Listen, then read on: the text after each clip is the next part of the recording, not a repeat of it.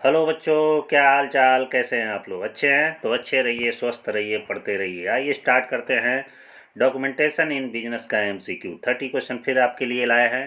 तो जल्दी से तैयार हो जाइए, आप लोग लिखना पढ़ना स्टार्ट कर दीजिए और इसे नोट करके बार बार दोहरा लीजिएगा, ठीक है? तो आइए स्टार्ट करते हैं, लेकिन स्टार्ट करने से पहले चाहूँगा कि जो भी वीडियो हमारा देखे कम से कम लाइक ज़रूर कर दें और अपने 2-3 फ्रेंडों के पास ज़रूर शेयर कर दें। तो आइए स्टार्ट करते हैं डॉक्यूमेंटेशन इन बिजनेस।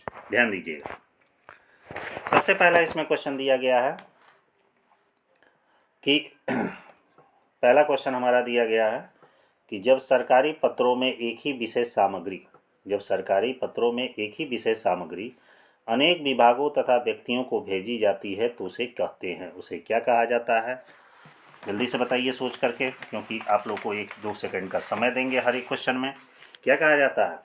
उसे परिपत्र कहा जाता है, क्योंकि लिखा है एक ही विशेष सामग्री। क्या लिखा है? एक ही विशेष सामग्री किसको भेजी जाती है? अनेकों व्यक्तियों और विभागों को भेजी जाती है, तो उसे क्या कहा जाता है? परिपत्र कहा जाता है, ठीक ना? जिस तरह व्यापारिक पत्र में गस्ती पत्र होता था, उसी तरह यहाँ पे परिपत्र है। तो ऑप्शन बी सही। नेक्स्ट आगे बढ़ते हैं। दूसरा हमारा क्वेश्चन दे रहा है कि सरकारी ज्ञापन निम्न में से किस दशा में लिखा जाता है? ध्यान दीजिए, सरकारी ज्ञापन किस दशा में लिखा जाता है? जब स्मरण करना हो, जब संदेश साधारण स्वभाव का हो, जब पत्रों की प्राप्ति स्वीकार करनी हो, और उपयुक्त सभी दशाओं में। तो इस चारों ऑप्शनों में से सबसे बेस्ट ऑप्शन है कि उपयुक्त सभी दशाओं में, अर्थात सरकारी ज्ञापन ये उपयुक्त सभी दशाओं में लिखा जाता है। ऑप्शन नंबर 4 सही। आगे बढ़ते हैं। जनसाधारण के सूचनार्थ सरकारी गजट में प्रकाशित सूचना क्या कहलाती है? जनसाधारण के सूचनार्थ सरकारी गजट में प्रकाशित सूचना क्या कहलाती है? परिपत्र, अधिसूचना, ज्ञापन, घोषणा क्या कहलाती है? ज्ञापन कहलाती है, अर्थात ऑप्शन तीसरा इसमें का सही। आगे बढ़ते हैं 4 नंबर क्वेश्चन की तरफ। 4 नंबर क्वेश्चन कह रहा है साधारणतः एक प्रार्थना पत्र में उल्लेख होना चाहिए। साधारणतः एक प्रार्थना पत्र में क्या उल्लेख होना चाहिए? प्रार्थी का नाम, पता, अभिवादन, विज्ञापन का संदर्भ, योग्यता, अनुभव और उपयुक्त सभी बातें। तो इसमें से सही ऑप्शन है चौथा, उपयुक्त सभी बातों का एक प्रार्थना पत्र में उल्लेख होना चाहिए, ठीक है? नेक्स्ट आगे बढ़ते हैं। 5 नंबर क्वेश्चन। 5 नंबर हमारा क्वेश्चन कह रहा है कि शिक्षण संस्थानों में आवेदन पत्र संबोधित किया जाता है। शिक्षण संस्थानों में आवेदन पत्र किसको संबोधित किया जाता है? प्रधानाचार्य को, प्रबंधक को, उपयुक्त दोनों में से कोई एक को, उपयुक्त में से कोई नहीं। तो सही ऑप्शन है उपयुक्त दोनों में से किसी भी एक के नाम से आवेदन पत्र शिक्षण संस्थानों में दिए जाते हैं। तो ऑप्शन 3 सही है। आगे बढ़ते हैं 6 नंबर क्वेश्चन कि आवेदन पत्र में उल्लेख होना चाहिए। आवेदन पत्र में किस चीज़ का उल्लेख होना चाहिए? संदर्भ का, योग्यता का, प्रार्थना का, सभी का। तो इस चारों ऑप्शनों में से कौन सा ऑप्शन सही है? तो ऑप्शन 4 सही है, अर्थात संदर्भ का भी उल्लेख होना चाहिए, योग्यता का उल्लेख होना चाहिए, प्रार्थना का भी उल्लेख होना चाहिए। अगला है 7 नंबर की प्रार्थना पत्र की भाषा होनी चाहिए। ध्यान दीजिएगा, प्रार्थना पत्र की भाषा कैसी होनी चाहिए? मुहावरेदार, कठिन, प्रभावशाली, साहित्यिक। तो इसमें से सही ऑप्शन सी है तीसरा, कि प्रार्थना पत्र की जो भाषा है वो प्रभावशाली अर्थात इफेक्टेड होना चाहिए, ठीक है? क्वेश्चन नंबर हमारा 8 है ज्ञापन संबंधी विशेषता। ज्ञापन संबंधी क्या विशेषता है? ध्यान दीजिएगा, अन्य पुरुष में लिखा जाना, समस्त विशेष सामग्री एक अनुच्छेद में लिखा जाना, हस्ताक्षरकर्ता छोटा अधिकारी होना, उपयुक्त सभी विशेषता। तो सही ऑप्शन है चौथा, उपयुक्त सभी विशेषताएं इसमें विद्यमान होनी चाहिए ज्ञापन में। अगला है 9 नंबर हमारा क्वेश्चन दे रहा है कि उचित समयावधि के अंदर सरकारी पत्र का उत्तर प्राप्त न होने पर स्मरण करने हेतु कौन से पत्र का प्रयोग किया जाता है? ध्यान दीजिएगा, उचित समय के अंदर किसी सरकारी पत्र का उत्तर प्राप्त न होने पर स्मरण कराने के लिए कौन सा पत्र का उल्लेख किया जाता है? परिपत्र, स्मृति पत्र, पृष्ठांकर, अर्ध सरकारी पत्र। तो सही ऑप्शन है स्मृति पत्र, अर्थात मेमोरी के लिए, याद दिलाने के लिए स्मृति पत्र लिखा जाता है, ठीक है? नेक्स्ट 10 नंबर क्वेश्चन हमारा है कि जो सूचनाएं केंद्र या राज्य सरकार द्वारा जनता या प्रेस की सूचना हेतु प्रकाशित की जाती है तो क्या कहलाती है? तो चारों ऑप्शनों में से कौन सा ऑप्शन सही है? पूरक सूचना, परिपत्र, सरकारी विज्ञप्ति, घोषणा।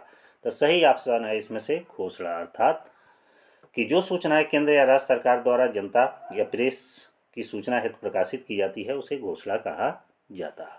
ठीक है। अगला कि जब विक्रेता द्वारा पूछताछ के लिए, ध्यान दीजिएगा, जब विक्रेता द्वारा पूछताछ के लिए ऐसे व्यक्ति को पत्र लिखा जाता है जिसका नाम क्रेता के संदर्भ के रूप में दिया हो तो ऐसा पत्र कहलाता है। ऐसा पत्र क्या कहलाता है? आदेश पत्र, शिकायत पत्र, संदर्भ पत्र, सनदी पत्र। तो सनदी जो पत्र है यह ऑप्शन सही है। ठीक ना। देखिएगा ये थोड़ा सा टाइपिंग में यहाँ मिस्टेक है, सनदी नहीं है, यह है हमारा संदर्भ को पत्र है। क्या है? संदर्भ को पत्र है। तो ऑप्शन डी सही है, संधि की जगह पे संदर्भ कर लीजिएगा। टाइपिंग मिस्टेक हुआ है, करेक्शन आप लोग कर सकते हैं। अगला है संदर्भ। देखिए यहाँ संदर्भ ही लिखा गया। संदर्भ द्वारा दिए गए संदर्भ पत्र का, संदर्भी द्वारा दिए गए संदर्भ पत्र का उत्तर हो सकता है। ध्यान दीजिए सही है। संदर्भी द्वारा दिए गए संदर्भ पत्र का उत्तर क्या हो सकता है? प्रतिकूल, अनुकूल, उदासीन, इनमें से कोई। इनमें से कोई भी हो सकता है। ऑप्शन डी हमारा सही है। ठीक है। आगे 13 नंबर क्वेश्चन की तरफ बढ़ते हैं। 13 नंबर क्वेश्चन हमारा कह रहा है जब किसी वस्तु का मूल्य ज्ञात करना हो तो कौन सा पत्र लिखा जाता है? भाव सूचक पत्र, सूचना पत्र, पूछताछ पत्र, संदर्भ पत्र। तो चारों ऑप्शनों में से कौन सा है? पूछताछ पत्र लिखा जाता है, क्योंकि पूछताछ के माध्यम से ही किसी भी वस्तु का मूल्य हम ज्ञात करते हैं। तो ऑप्शन सी सही है। 14 नंबर क्वेश्चन है कि आदेशित माल की पूर्ति करने में असमर्थ रहने पर विक्रेता द्वारा क्रेता को कौन सा पत्र लिखा जाता है? ध्यान दीजिए, आदेशित माल की पूर्ति करने में असमर्थ रहने पर विक्रेता द्वारा क्रेता के पास कौन सा लेटर लिखा जाता है? निरख पत्र, स्वीकृत पत्र, अस्वीकृत पत्र और शिकायत पत्र। चारों में से कौन सा ऑप्शन सही है?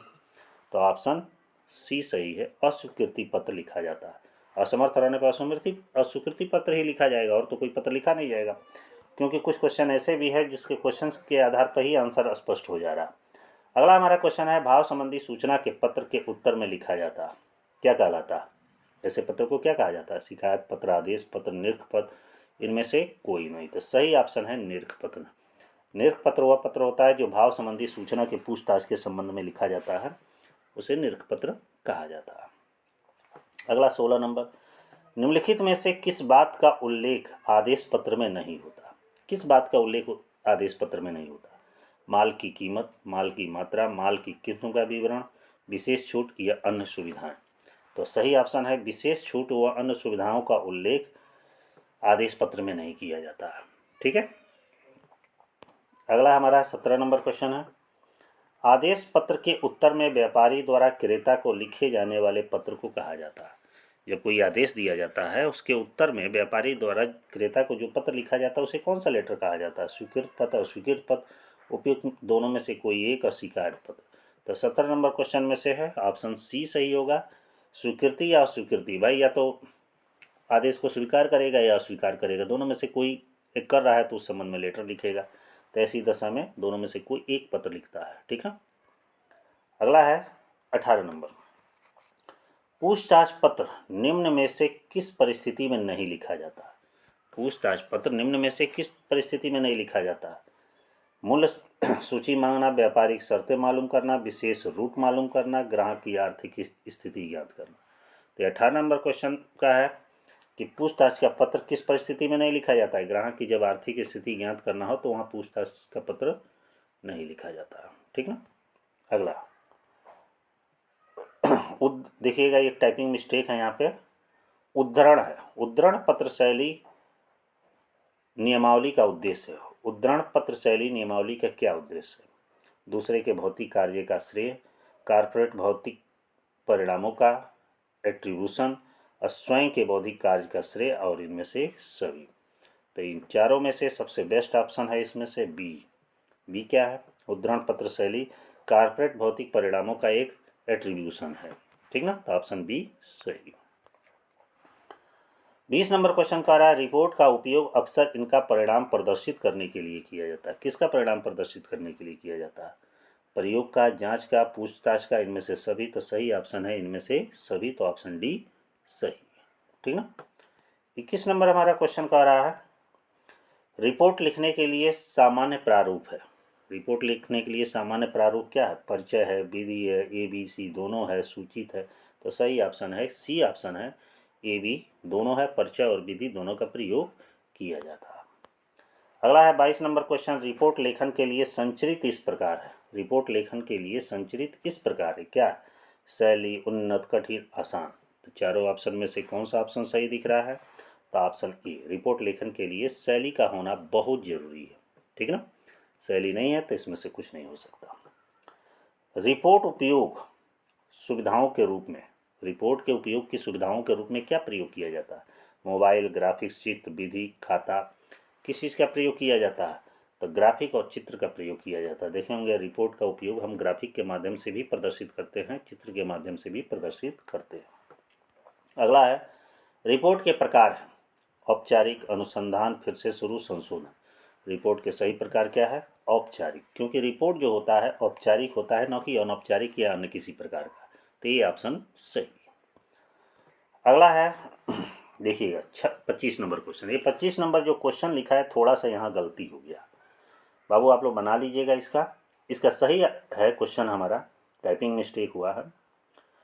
लिखा है एक बड़े फोल्डर, क्या लिखा है? एक बड़े फोल्डर, एक बड़े फोल्डर के अंतर, एक बड़े फोल्डर के अंतर, ध्यान दीजिएगा इसका क्वेश्चन का है एक बड़े फोल्डर के अंतर, ध्यान दीजिएगा एक बड़े फोल्डर के अंदर के अंतर को कहा जाता है। क्वेश्चन आप सही कर लीजिए, एक बार बोल दे रहे हैं, आप लिख लीजिएगा क्योंकि हमें लिखने में थोड़ी सी असुविधा हो रही है। एक बड़े फोल्डर के अंदर एक फोल्डर कहलाता है। क्वेश्चन हमारा है, ये क्वेश्चन टाइपिंग में मिस्टेक है। यहाँ पे क्वेश्चन है एक बड़े फोल्डर के अंदर के फोल्डर को कहा जाता है, क्या कहा जाता है? डिप्टी फोल्डर, कंटेनर फोल्डर, आंतरिक फोल्डर, सब फोल्डर। तो इसमें से सही ऑप्शन आपका हो रहा है सब फोल्डर कहा जाता है। देखे होंगे कि मान लीजिए कि एक ऐसे फाइल है, फाइल के अंदर कोई फोल्डर है इसमें, तो इस फोल्डर को क्या कहा जाता है? सब फोल्डर कहा जाता है। तो ये क्वेश्चन गलत टाइपिंग हो गया है, सही कर लीजिएगा। एक फोल्डर के अंदर के फोल्डर को क्या कहा जाता है? तो सब फोल्डर कहा जाता है। अगला है 26 नंबर क्वेश्चन कि यह स्रोत स्थान से मूल फाइल से हटाए बिना गंतव्य स्थान में मूल फाइल या फोल्डर की प्रतिलिपि बनाने की प्रक्रिया कहलाती है, क्या कहलाती है? माने एक स्रोत स्थान, माने एक निश्चित स्थान से मूल फाइल को यदि हटा दिया जाता है, अब गंतव्य स्थान में मूल फाइल या फोल्डर की जब प्रतिलिपि बनाई जाती है तो उसको प्रक्रिया को हम क्या कहते हैं? किसी फाइल या फोल्डर को मूव करना, किसी फाइल या फोल्डर को डिलीट करना, किसी फाइल या फोल्डर की कॉपी करना, ये सभी।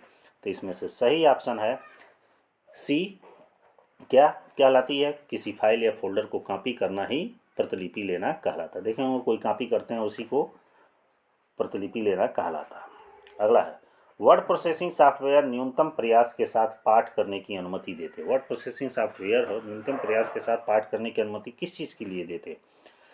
तो देते हैं पुनर्व्यवस्थित करने के लिए, पुनः प्राप्त करने के लिए, सहेजने के लिए, दर्ज करने के लिए। तो पुनः प्राप्त करने के लिए देते हैं, ऑप्शन बी सही। 28 नंबर क्वेश्चन कह रहा है कि निम्नलिखित में से कौन सा वर्ड प्रोसेसिंग सॉफ्टवेयर पैकेज का एक अनिवार्य कार्य नहीं पूछ रहा। तो इसमें से अनुक्रमण, बचत, संपादन, स्वरूपण। तो इसमें से सही ऑप्शन आपका होगा अनुक्रमण नहीं, वर्ड प्रोसेसिंग पैकेज का एक अनिवार्य कार्य नहीं। 29 नंबर क्वेश्चन कह रहा है यह डेटा या सूचना का संग्रह, डेटा या सूचना के संग्रह को क्या कहा जाता है? फाइल, फोल्डर, डिस्क, इनमें से कोई नहीं। तो 29 में से सही ऑप्शन है फाइल कहा जाता है। तो ऑप्शन ए सही। अगला हमारा क्वेश्चन है, लास्ट क्वेश्चन है कि एक व्यक्ति द्वारा रिपोर्ट लेखन में लिखा जाना चाहिए, पहला व्यक्ति, अंतिम व्यक्ति, ABC दोनों, इनमें से कोई नहीं। तो सही व्यक्ति है पहला व्यक्ति, अर्थात एक व्यक्ति द्वारा रिपोर्ट लेखन में पहला व्यक्ति ही रिपोर्ट को लेखन करता है। तो इस तरह ये 30 क्वेश्चनों का आपका सीरीज कैसा हमारा लगा, लाइक और कमेंट के माध्यम से ज़रूर बताइएगा। आपके लिए ऐसे ही से छोटे छोटे वीडियो लेते आएंगे ताकि आपके एग्ज़ाम के लिए काफ़ी इम्पोर्टेंट हो, और इसे अच्छी तरीके से पढ़ लीजिएगा और बार बार तैयार कर लीजिएगा, शायद हो सकता है कुछ क्वेश्चन आपको मिल जाए। ठीक है, फिर नेक्स्ट वीडियो का इंतज़ार करिए कब जाता है। आप अच्छी तरह से तैयारी करिए, वीडियो को अधिक से अधिक शेयर कर लीजिएगा। अच्छा लगे तो लाइक करना बिल्कुल ना भूलिएगा। तब तक के लिए बाय।